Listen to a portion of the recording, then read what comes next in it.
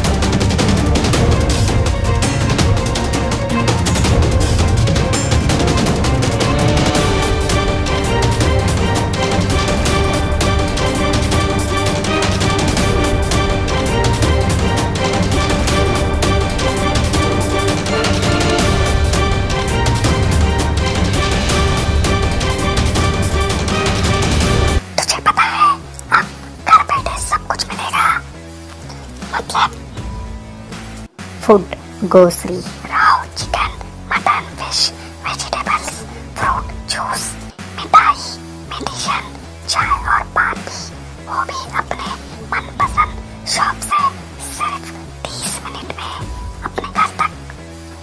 अरे वाह, मैं तो अभी ऑर्डर करती हूँ। क्या बताया? ऐप का नाम बिगोस। तुम इस ऐप के बारे में किसी को मत बताना। सुना हमने? किसी को मत बताना।